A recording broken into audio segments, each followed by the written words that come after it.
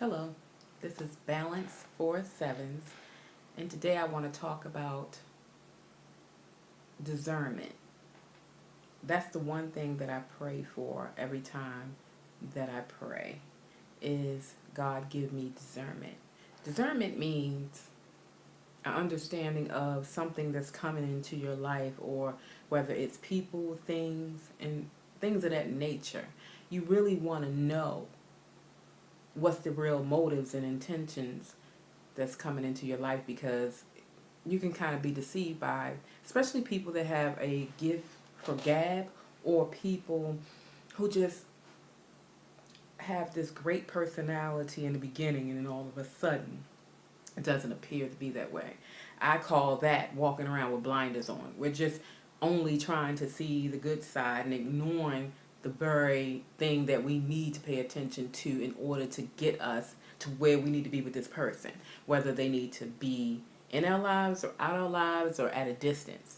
There are some people you won't be able to totally get rid of, and I wouldn't recommend that anyway, especially loved ones. We're blessed to have them in our lives. I mean, family members, you can't get rid of them even if you wanted to. You got some doubters, you got some ones that you don't get along with, and things of that nature, but you just pray for discernment with that. You got to know where they are as a person, and then realize whether or not you want to deal with it on the regular or you don't want to deal with it on the regular.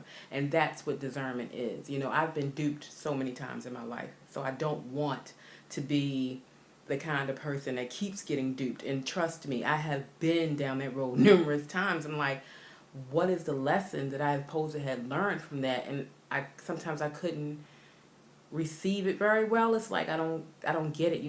I was this way, I was that way. I was putting on my best work to deal with this person. This person still did that. So that's what discernment is. I feel like God do give us that in the natural, but we don't really tune into it very well. We don't really see it.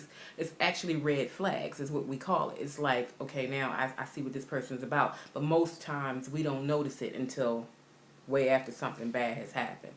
Sometimes like in relationships, we walk into relationships, and only thing, especially in the beginnings are always really good. It's like the best. They're courting you. They're doing everything they can do to get on your good side, to get whatever they are trying to get out of you. And see, that's the red flag. It's like, what is your intentions? Is it something you're trying to do to get something out of me, like sex or whatever, money? I don't know.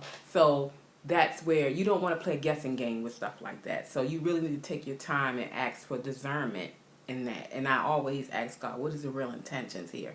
Even like with jobs, I can pray for a job and I'll end up getting that very job that I prayed for, but I didn't do detail. I didn't ask for an awesome boss. I didn't ask for, maybe this job will have great opportunities where I can grow more and I can get advances. And they actually do evaluations and base it on your performance, and not because they like certain people, only certain people they like and can only get these opportunities.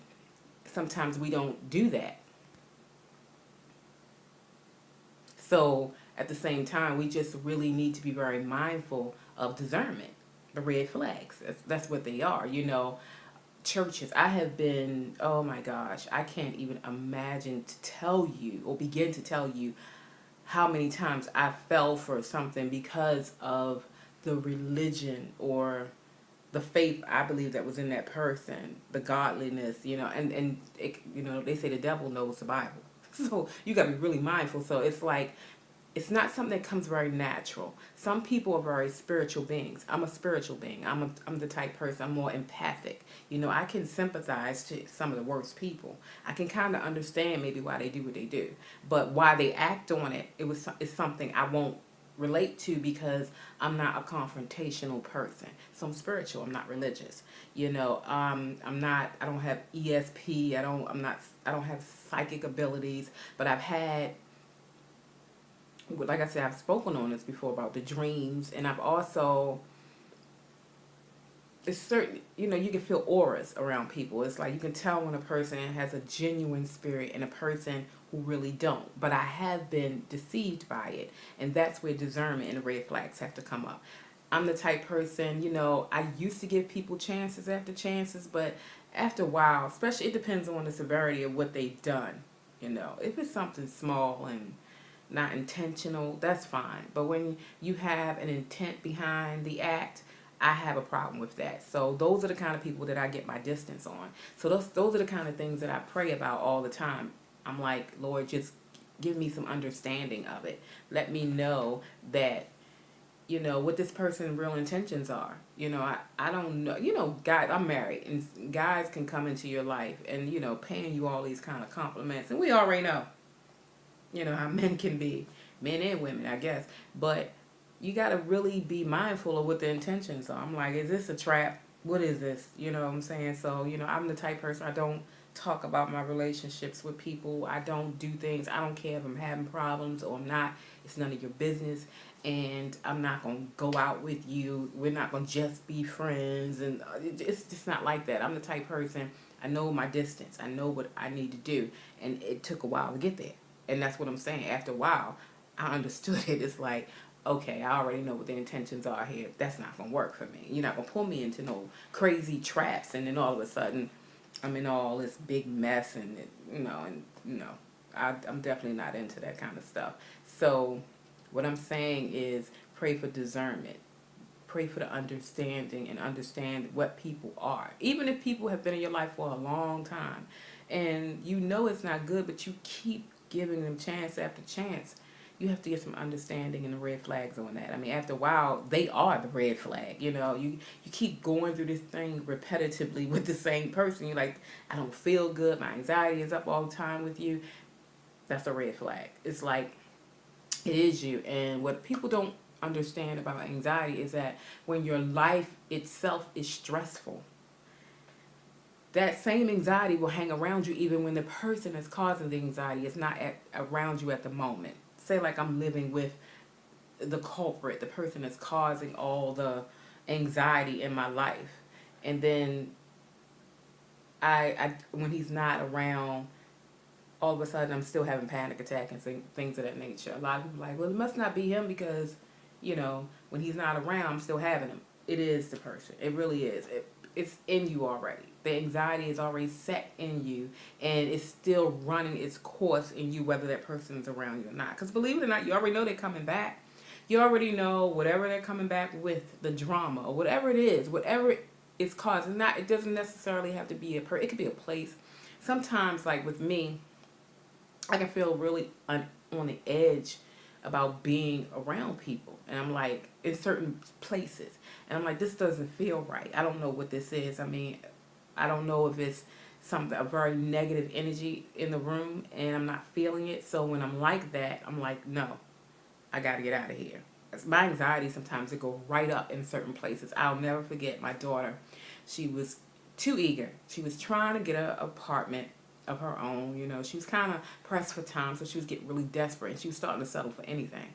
And I'm like, no. She called me. I'm glad she called me, because if she had gotten this place, I'm sorry, she probably would have never saw me in it. It was crazy. I was like, what kind of person would rent a unit like this to a single mom with a child? Not even a dude. A dude, no.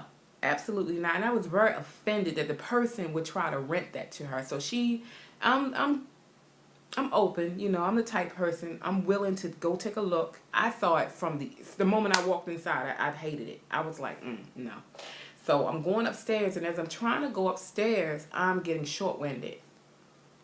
And I'm like, oh, no, this is not good. And I can see this lady with her daughter looking at me. They can see it in my face. I'm starting to panic. I don't like this. So it's way up. My first reaction was, what if a fire breaks out? Where will they escape in this condemned place? I don't think so. It was a train wreck. And I was like, no. And my daughter was starting to get a little antsy with me, because I guess she was pressed for time. She wanted something, and she was willing to settle, and she wanted me to settle with her. I wasn't going to settle. She got a little angry, but I said, I ran down the whole list of all this with her. And the lady, I'm like, why is this room blocked off? Why is it like, what is this? I mean, no.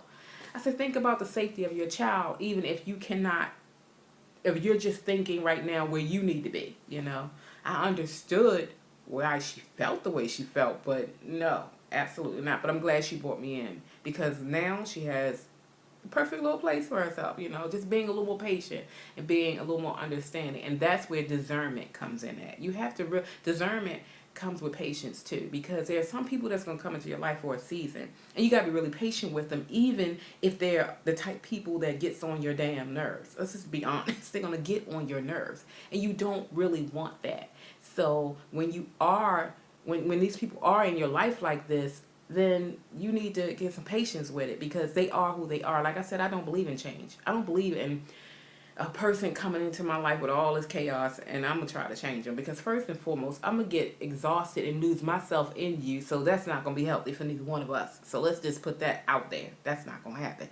So I'm not into change. Now, you have to want to change. And that's great. If I'm a good influence on you and you decide you want to change, that's fine by me. But if there's something that you really need to work on and I can't work with, then that's where my patience have to come in, and you're just going to be there probably for a season. You're not going to be there for a lifetime, because I don't believe in them type of enigmas where you're just there all the time, because I don't feel like there's a lesson learned and something that's agitating you all the time and never no end. What's the point in that? I mean, you know what I'm saying? Like I said, I'm the type of person who likes to look for a reason. Why? I believe everything is not going to have a cause or effect. It's just life. There's some things that I think will always be a mystery. But if it's some things that I can dig into and figure out, then I'm going to dig into it and figure it out. I'm like, well, what are you here for? Why? I mean, what's your season? Or you could be in my life for a lifetime. That's fine, too. I don't mind that. But I'm not going to allow you to be chaotic in my life. Because the moment I see that you are chaotic, I'm going to get my distance on you. And you may not like it, but I don't care. Because my sanity is way more important to me than your sanity. Because I got to live this life, and you got to live yours. So, some people that's just who they are. By default, that's just who they are. Really. They are the type people who likes to get things stirred up in people's lives. It's their adrenaline, and I don't work on those type of adrenalines. That's just not me. So that's not going to mix. I've had people like that in my life, yes. And I know still some people that are like that, but they also gotten to know me. I guess because they're older, and now that they're older, they realize, Kim's not that kind of person. So I can't bring this around her. I'm not going to. And thank you for that, because it's not going to happen. But that's what I pray for. I just pray, when I do pray, I pray for a whole lot of other things. Don't get me wrong. But discernment is one of the big things, because I need to know what the real intentions are. What's the reason behind this? Why are you here? And should I be concerned? Are you here for my good? Are you here for my bad? Is there a motive? Is it something that you want from me? And I'm not talking about when I say this to you in a paranoid way, like I'm running around like, oh, what do they want? No. It's just a natural living thing. You need to know, because I believe we can avoid a lot of things if we paid attention to our red flags. Some things we knew about people, even going into things, and still did it, thinking once again either we're going to make the impact and that change on them, when there's no such thing. It really is no such thing as a person changing for another person. They can bend a little and make some sacrifices. Say like if a couple sit down and they decide, well, I feel like you don't do this and I feel like you don't do that. They just exchanging words, and one is willing to meet the other halfway. I get that. That's not really a change. That's just a compromise. Change takes place when something traumatic takes place. Let me not use traumatic as a full circle word, just one half of it, because it doesn't have to be traumatic. It could be something great, and a great change can take place. Something bad, a great change can take place. But my thing is, it shouldn't be a forced change. You want change to take place on your own terms. You start recognizing some things. Like me, as I gotten older, it's things you just don't want to do anymore as you get older. I used to club. I really did. I used to really enjoy it. Even now, like when I go certain places and I hear a lot of like club banging music, I still feel it inside, but a part of me is just not feeling that no more. I don't know. And it's not my age. It's just not me no more. I enjoyed it. It was a time for and it really is a time for everything in your life. It's a time to, like the scripture, it's a time to live, die, cry, it's just all of that. It's about balance. It really is. And a lot of us is so off balance, we don't realize that the world's going to throw a whole lot of things at us that we have to learn to adjust to realize it's just part of life. We going to always not understand why people die young. Why they were actually here for a reason or whatever. Some things we may not never figure out, especially when it's very, very close to home to you. Sometimes you can see it at a distance, but it's harder when it hits you and then you see like I can't believe this. But I don't think people should, after things take place, you see it. I think we should try to recognize it before the fact. And that's what I try to do. It's just what I do. It's not something that I just acknowledged all of a sudden. It's just something that I do naturally. Even with my kids, when they did certain things or do certain things, I try to pay attention to why they're doing it. Like what did I do to make you react that way? It's something. I don't want to look back on my kid's life and say, oh my gosh, I should have did this. And I do that. True, but as I'm going along with life, I'm just trying to pay attention to it a lot more in detail so I won't make those kind of mistakes and trip up on things, like even with my grandchildren, they they are hilarious. I mean, literally, just the things they know and things they say, and I always constantly try to encourage them for the most part. And I want them to know that, family is very, very important. And they need that. They need their family all the time, And I want them to know they can come to me anytime, under any circumstances. Don't ever be ashamed. Don't ever think I'm going to put you out there and embarrass you, because this is not what I do, I just take them all in, And I want them to know that. I want them to know it now, so when they get older, they'll know it, and they'll always remember that, my grandmother was always there for me, And I want them to know those kind of things.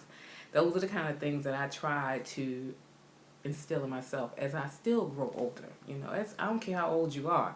It's never too late to make a difference in your life, and especially in others. But you really do have to pray to get yourself together first, because I don't see you being much good to anybody else if you're not even together. You really have to work on, but don't be too selfish, because sometimes we can spend our whole lives on ourselves and never really getting it right. And then next thing you know, time has passed you by, and then all of a sudden, it's just not there anymore. A lot of things it's a lot of shoulda, wouldas, and couldas. You shouldn't do that. After a while, people say live with no regrets, but I think we all gonna have some form of regret. I mean, if you live in a life and you have no regrets, that's questionable. And see, that's what I do. I'm questioning, like, you ain't gonna tell me nothing ever went wrong, or when the things did go wrong, they just totally embrace it. It's just, we're human. We're still human. But I try not to lean on that as a crutch either, because a lot of people will do that. They will lean on things that they do as a crutch so they can continue to do it or to justify the action. Wrong is wrong and right is right. God has put that moral compass in every last one of us, and we need to utilize it.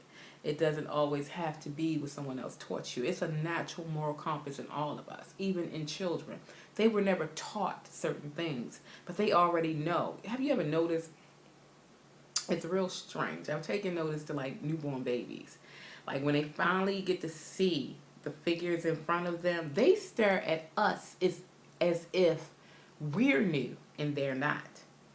They really do. They look at us like, like, who the hell are you?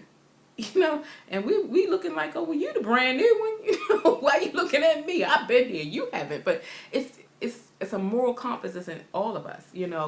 Children know how to get your attention. They know crying gonna get the mother's attention. They already know if they scream or holler, their parents gonna come. Whoever is paying attention to them is gonna do it, because it's a compass that's in us natural. It's not taught. So they know, like, when they do wrong, they run off. They like, I don't want to get caught. And no one taught them that. It's just in them. And that's that moral compass.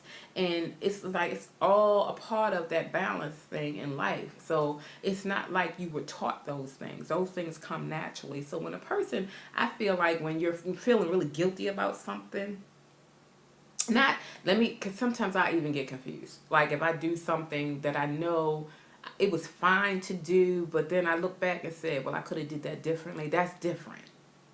I'm talking about when something you know blatantly could hurt somebody or, you know, cause detriment to anything. You already know it and you do it. That's to me that's malicious intent. That's something you're gonna take a chance on regardless, knowing the consequences. So when things start to go, you know, wacky for you, understand it's called the balance of life. That's where karma is. Karma, what is it? Scripture, it is, you know, you reap what you sow. It's like what you're putting into it is what you're getting out of it. It's just all of that. It's just about balance. It really, really is. And that's always been my focus. You know, I'm not trying to do one thing way up here and do something way down here. I'm just trying to, you know, study it all out, you know, just for my mind's sake. Your mind have to be balanced. It's just like people like myself and others who suffer from anxiety, maybe depression, you know, bipolar, all sorts of things and things they put names on. It's a chemical imbalance in the brain. So your mind is leaning one way more than the other. And I've been fighting this fight for years. And I like to share that with other people because balance is very, very important. Having balanced diets will keep your body in the right body frame for you. Everything, you know, I've seen people that were really, really heavy and very healthy. You know, whatever that body type is at the moment, once you get your body back in balance, everything you will not only feel good, you'll look good, and your confidence level goes up. It's all about a whole balance, and you know, like too much of anything is bad for you. A lot of people say, you know, like let's say like if you eat a lot of greens and things like that, that can't be bad for you. Yes, it can be bad for you. I heard that spinach can build up these crystals inside of your kidneys and cause kidney stones. Now you look at the Popeye cartoon, it'll be just you eat your spinach, you get the strength and all that. I mean, it was all fine and good growing up, but it's a reality to all of it. Too much of anything can be bad for you. I'll never forget this woman when I was in the medical field and we had to come to her aid because she was stuck up in her unit where she couldn't move, and come to find out she had, was it too much potassium? Too much in her body. Like I said, it's something more that probably she was consuming that had potassium levels in it, and it was just giving her too much of it, and her body locked and she couldn't move. And she looked like this really healthy woman, very small framed and everything, and she couldn't move.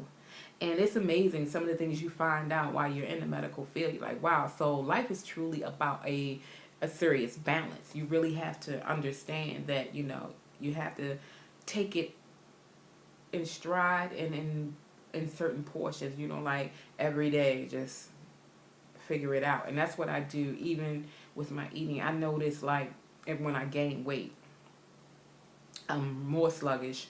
My body is aching all the time. I feel really like, ugh, my anxiety just goes straight to the roof. And if I drink more water and I feel my body frame going down some, I feel a lot better. My confidence level, my skin is clear, even drinking too much water can be bad for you. My sister, she started to build fluid because she ended up with a heart disease. So with that, she couldn't drink water anymore, and water was her love. The one thing that she loved the most and drank too much of ended up being her enemy. Is what I'm saying is everything needs a balance. It really, really does. I feel like, well, drugs is never a source of balance. Some people may try it in a lifetime and never get hooked. There are people who tried it and got hooked on it. That right there is a whole other genre, but that's also a habit that you develop. And yes, too much is gonna have some side effects on you. So we all know those facts. So we just have to learn how to balance ourselves out. And discernment is part of it. It's a red flag. Like with me, I don't mix anything. Matter of fact, I have an obsession with not mixing thing, such chemicals. I'm not gonna say like foods and things like that. I'm very, very particular about that. It's like I will call every nurse, every doctor that I know on speed dial and be like, well, can I take this with that? And they be like, well, it's just this and it's I don't know that. People have accidentally mixed things up and killed themselves by mistake or caused a real major reaction in their body because they did this and did that. I don't mix anything. I'm very, very, very particular about that. And that's what I mean by you got to know your balance. You really have to know it, because if you don't, something's going to go off and something's going to weigh way more than the other. You're going to just start tilting one way to the other. And I don't want that. I want that smooth sailing in between. That's really my goal. I haven't reached it. I'm not going to sit here and act like I have. But I will say I'm working on it, and it's been a lot better. And I've definitely been praying on those things, just trying to do the process of elimination, especially when I've allowed certain things to take place in my life that I shouldn't, And now that it's there and I don't want it there, I'm eliminating some things or downtrodden it, so to speak. And like, I'm gonna just maybe eat a little bit of that or drink a little bit of this, just to see why I'm here. Because I notice around a certain part of the day, my anxiety will just go up. My eating habits are very different each day. And I'm like, well, what is it that I'm doing that's caught almost right on the money every day? The clock is just like, boom, boom, boom, boom. I'm like, I wonder what it is. So I don't think so much it's something that I'm taking. I think it's something that I'm consuming in my mind. I haven't really fully figured it out, but it's something. And now that I have told myself this, now I feel like it comes because I'm expecting it to. And I have to work on stuff like that. I have to balance that out and get that out of my system, because if I don't, then it's going to just keep overtaking me. And this is not something very pleasant, and I don't want to keep looking forward to this on a daily basis. Sometimes even when I'm sitting here recording, I can feel a certain kind of way. I'm like, what the hell did I have today? And then I realize I'm the type person, because of my anxiety disorders, I shouldn't drink caffeine. But I drink caffeine for energy. I really do. I drink it for energy. It has this calming effect, and then it'll give me energy. And I only have 1 cup a day. And sometimes I can nurse that 1 cup all day long.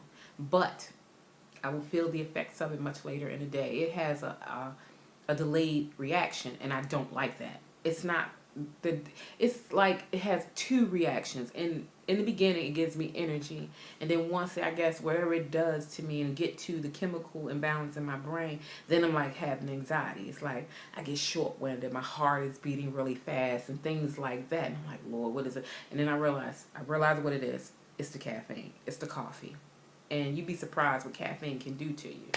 It'll give you headaches. It gives you, it gives you women lumps in their breasts, and things like that. So you really have to be really careful on things like that. Not saying you can't drink it, but drink it in moderation. Some days I will drink a decaf coffee. It can be a mind thing, but no, it doesn't give me energy because I already know it's decaf. But it gives me that soothing effect. And then sometimes still late in the day, I'll get that anxiety. So it's still something in the coffee that's causing it. So I'm like, well, I'm gonna work on that. Everything is not as easy as it's easier said than done, but I'm working on mine. So what are you working on? Some things you need to eliminate, some things you need to balance out in life. It's not that it's a bad thing. It's just maybe a little too much of it that's doing some things. I saw on one of those doctor shows. It was this guy. He was early 40s. And he's always been a fitness guru. Man, you think fitness guru, they eat right, they exercise. And he would get this extreme ringing in his ears, and it would hurt around his neck area every time he lift weights. So he told the doctor on the show. And the doctor told him, you really need to balance this thing out. You're going too hard. And he says, as the body ages, you have to know when to fall back on some of that stuff, because it's becoming too much of a strain on your body as it's aging. He said exercising, what you're doing is good, but you're over exercising. He was over exercising. You say to yourself, damn, how can you over exercise? But yes, yep. And it did something in his ear, and it made it pop. And it was, I guess I can imagine how irritating or painful that might could be. And he was on the show, and they told him he was over exercising. So even some of the things that this society says is so good for you, if you overdo it, it can become bad for you. We all know that. We all can have pretty much, we can eat pretty much anything we want to eat as long as we're doing it in moderation and portion control and things of that nature. I mean, we all know it. It's just that it's not always easy. It's not, but we need to work on it. I know I do. You know, I'm not here to dictate to nobody. I'm just telling my story about how discernment is. You know, I mean, that's what discernment falls in all those categories. You know, you got to understand what the real intention and the motive is. You know, I know some things can lure you in really quick, and you're like, oh man, I shouldn't have did that, because next thing you know, you're addicted to it. You know, so food, alcohol, drugs, sex, anything can become exercise. Anything can become addictive. Anything, whether it appears to be good or you already know from the beginning it's bad. You know, smoking, anything. Oh, I would never recommend smoking. I don't think that's good under no circumstances. It's just certain things no one should ever try. I tried it when I was like, I want to say 13, and I choked. And I didn't like the feeling. And it just wasn't for me. And after that, I didn't like the smell. I used to date a smoker. It just, the taste in the mouth, you could smell it in the hair. I grew up around nothing but smokers. You know, I was the only one of my mother's 8 kids that didn't smoke. Only one. Only one. My father wasn't a smoker, so I guess I picked that up. My father didn't drink nor smoke. He had other issues. You know, it seemed like one thing you don't do is another thing you will do. You know what I'm saying?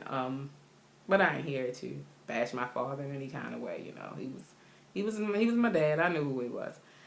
But I just wanted to talk about that because that's really, really important, that balance, and pray for discernment. I think that's really important because if you pray for discernment and you understand what it really is, you will become more balanced in life. You really will. So this is Balance 47, and I just wanted to just come to you today and talk about that. Have a good day.